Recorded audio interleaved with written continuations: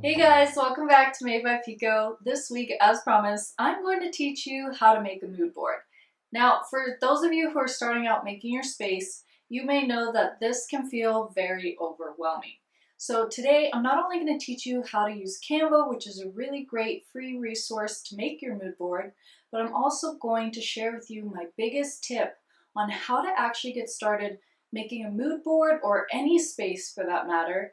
And it's a little secret that I don't think a lot of people know, so I really hope that it's useful for you guys, and we're gonna get straight into it. Alright guys, so if you're going to start making a mood board, I know it can be overwhelming when you look at this blank canvas and you don't know where to start, or what aesthetic you want, or even what kind of style you're going for.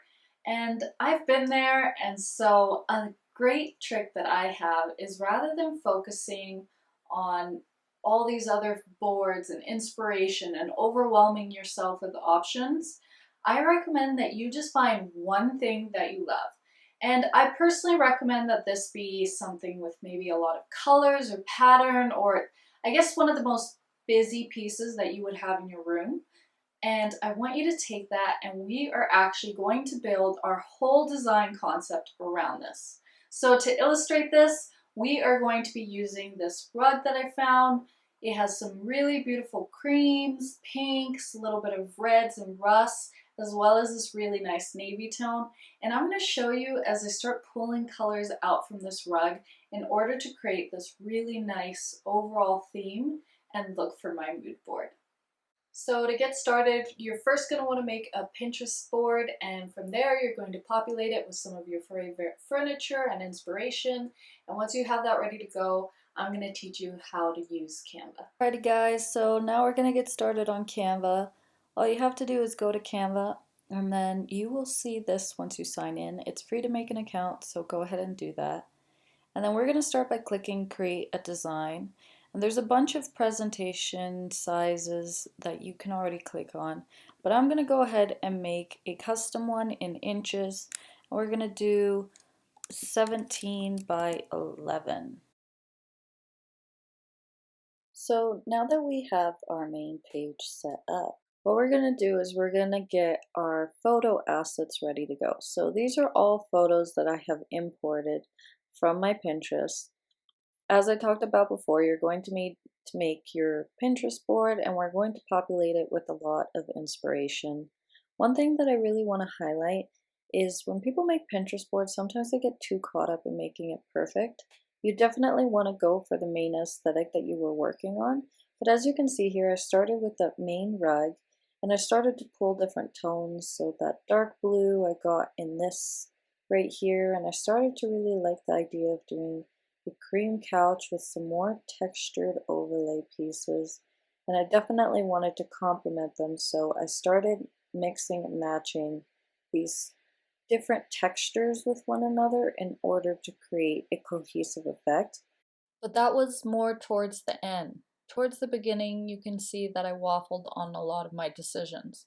I had considered some concrete pieces and even some gold accents. As well, I played around with some different colors. So don't be afraid of pinning things that you aren't certain about. Once you get deeper into your design process, then you can focus on refining your elements and picking which pieces work the best together. So pro tip for you guys that I actually just recently discovered is you can actually move your pins around on your board. So just holding, I'm clicking and then dragging it down and using my other two fingers to scroll down, I can actually lower this into the rest of my feed, which is super helpful in how I actually organize these top posts to all kind of work together, because I knew I liked them. And then I moved some of the pieces that I wasn't so sure about or were in the earlier stages of my design towards the bottom, and just got a clear picture of what I wanted doing that. So make sure to use that tip, it's so useful. Alright, so now we're going to bring those photos into Canva. So what I did is I just dragged them straight onto my desktop, and here you can select the photos you want.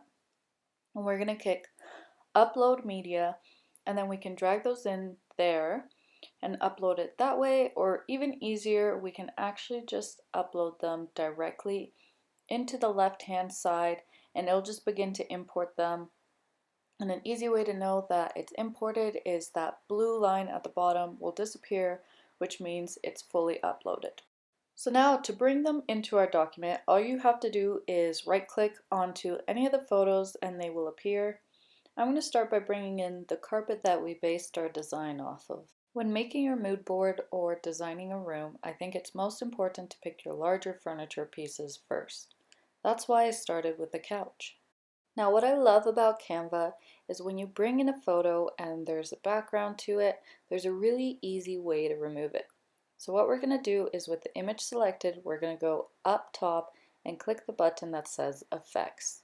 This is going to load a new panel of options and we're going to click Background Remover. From here, it's going to delete the background using its algorithm.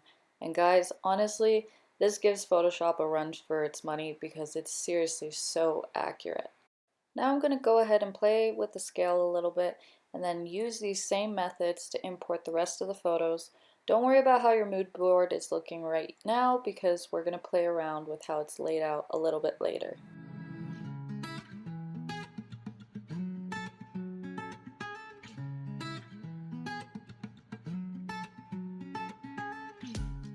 So something that you might encounter as you're uploading photos is that when you use the background remover, it may not delete a portion that you want. Now in this case, it isn't Canva's fault, I just don't like this part of the image, but I'm going to teach you how you can easily remove it anyway. So what you're going to do is select the photo you want to edit, and then go up in the top hand corner and click Effects and Background Remover again. It will load a little bit and then it'll give you the option to either erase or restore part of your image. So here I clicked erase and I just removed that top piece that I didn't personally really like, and then I clicked done and it saved those changes. So now we're going to start playing with the layout of our mood board more thoughtfully. As you can see, I've already started adding elements in their corresponding place by adding the pillows on top of the couch, the rug underneath the couch, and even adding the decorations on top of the different tables that I want them to go on. So now I'm going to arrange the rest of the items as they would be inside of the space, and I'll show you what it looks like after when I'm all done.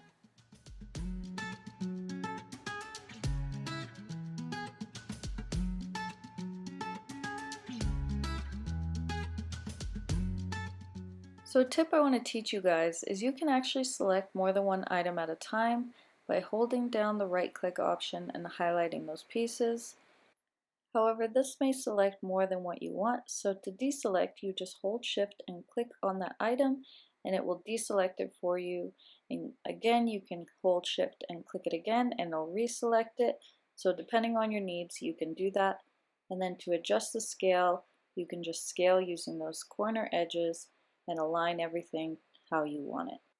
Now this part is optional, but I went down and clicked text and then add a heading. And then I just typed the title mood board in order to name our board. Then you can change the font by going up and clicking that font style. And then you can scroll through and pick your desired font. However, I know that I want to use the font Jonathan, so I just typed that in and then scaled it to the size that I wanted. So next we're going to go down to elements, and in shapes we're going to click the square, and then we're just going to scale this down to the size that we want. I wanted to make 3, so I just made a small rectangle, and then holding Alt and dragging down you can actually copy and paste that. So again, with the object selected, holding Alt, I'll drag it down and it will duplicate that for me. And then what's really nice about Canva is it has a lot of grid lines, so I can use those to help me line it up so they're all even. So once I've scaled those to my liking, we're going to go ahead and put some paint swatches in here.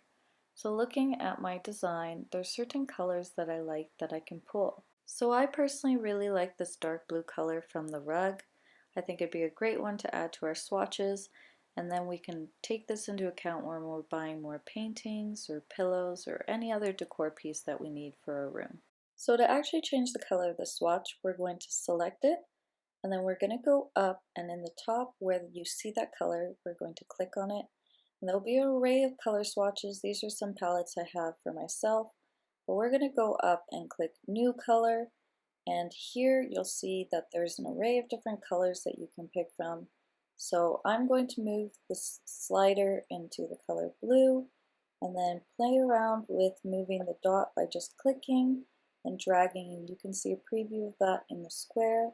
And then once you're happy with the color, you can just press enter and it will save it. So now I want to pick some colors that could be potential paint colors. So I already know that I really like this neutral beige from the couch. So again, selecting my square, I'm going to go up and open the new colors tab, and then slide it over into that beige range and find a shade that I like. I personally really like this color, so I'm going to go ahead and save that.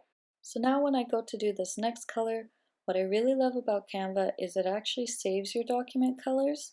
So I can click on that same beige and it will convert it to that original beige I just made.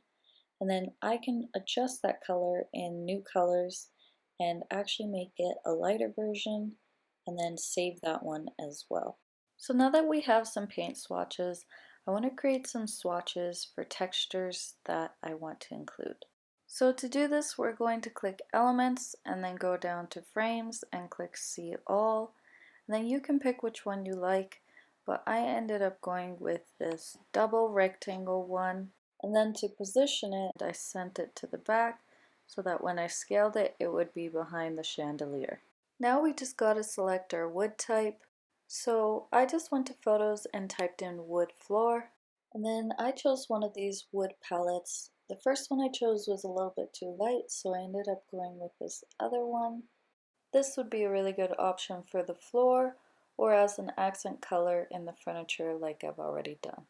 The next texture I wanted to add was the macrame webbing that I found inside of the pillows. So to do this, I just went back to the uploaded photos, and then I just found the photo of the textured pillow I already found and dragged it in.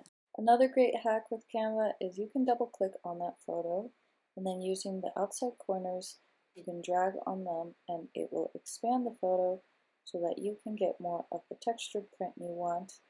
And once you have it in the position that you like, just press enter and it will crop it to your liking. So once those swatches were in place, I didn't like how they were competing with the chandelier, so I went ahead and swapped the swatches with the chair. Finally, I just went ahead and added a few more decor pieces, one of them being the stunning ceramic vase.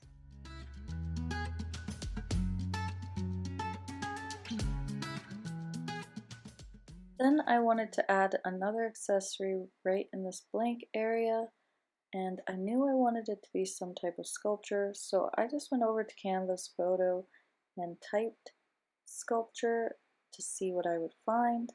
And right away I spotted this head sculpture, so I went ahead and added that one by right clicking on it, and then I removed the background and shrunk it down to fit perfectly on that side table. And then last but not least, I found this gorgeous throw, so I just went ahead and added it in. Finally, I just went ahead and made a few layout adjustments, and just like that, we're all done our mood board. Alright guys, so I really hope you got some helpful tips from this video today. If you do decide to create your own mood board, I would love to see, so make sure to tag me at Made by Pigo.